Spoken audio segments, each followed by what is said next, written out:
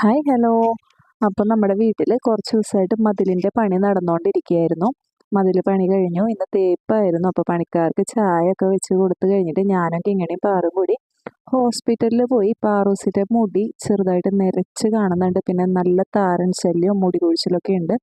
അപ്പോൾ ആയുർവേദ കാണിക്കുന്നതാണ് നല്ലതെന്ന് കരുതിയിട്ട് ഒരു ആയുർവേദ ഹോസ്പിറ്റലിലാണ് പോയത്. ഗവൺമെൻറ്റിൻ്റെ ആയുർവേദ ഹോസ്പിറ്റലാണ്. 5 രൂപ മാത്രമേ ഒ പി ടിക്കറ്റ് ആവുന്നുള്ളൂ. അത് ഫസ്റ്റ് ടൈം പോകുമ്പോൾ മാത്രം. പിന്നെ നമുക്ക് വേറെ ചാർജസ് ഒന്നും വരുന്നില്ല. പുറത്തുനിന്ന് മരുന്ന് എഴുതുവാണെങ്കിൽ മാത്രമേ വേറെ ചാർജസ് വരുന്നുള്ളൂ. അപ്പോൾ ഞാനും കൂടി മുടി കൊഴിച്ചിൽ കാണിച്ചിരുന്നു കേട്ടോ. മുടി കൊഴിച്ചിൽ മാത്രമല്ല ഇന്ന് കാണിച്ചത്, 2 ദിവസമായിട്ട് നല്ല വയറുവേദന ഉണ്ടായിരുന്നു.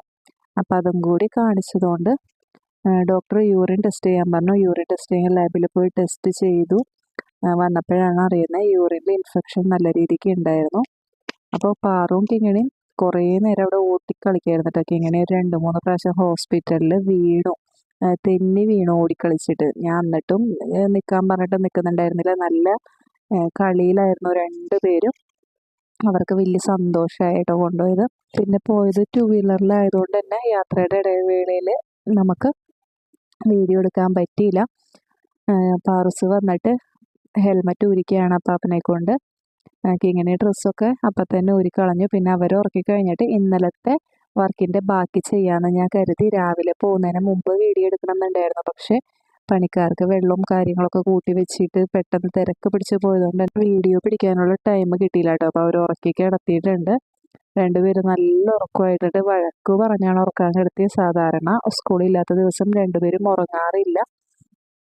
പാറു സ്കൂളിൽ പോകാത്തതുകൊണ്ട് കിങ്ങിണിക്ക് മടിയായിട്ടോ. എന്ന് വെച്ചാൽ പാറുവിന് ക്ലാസ് ഉണ്ടായിരുന്നില്ല. അതുകൊണ്ട് മടി പിടിച്ച കിങ്ങിണിയും അംഗനവാടിയിലും പോയില്ല കേട്ടോ. അപ്പോൾ അതാ നമ്മൾ വർക്ക് സ്റ്റാർട്ട് ചെയ്യാണ്. അപ്പോൾ രാവിലെ ഞാൻ പോകുന്നതിന് മുമ്പ് കുറച്ച് എനിമൽസിൻ്റെ പിക്ചറൊക്കെ വരച്ച് വെച്ചിരുന്നു. അപ്പോൾ അതൊക്കെ ഒന്ന് കട്ട് ചെയ്ത് ഒട്ടിക്കാനുണ്ട്. അത്ര മാത്രമേ ഇന്ന് ഞാൻ ചെയ്യുന്നുള്ളൂ.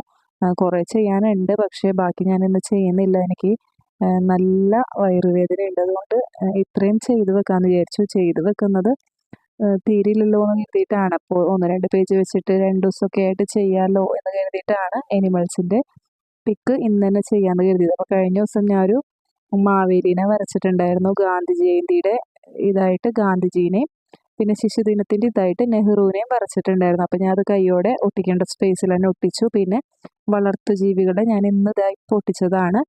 പിന്നെ ഇതാ വന്യജീവികളെയും കൂടി ഒട്ടിച്ചു കൊടുത്തിട്ടുണ്ട്. അപ്പോൾ ഇത്രയേ ഉള്ളൂ video. Thank you for watching.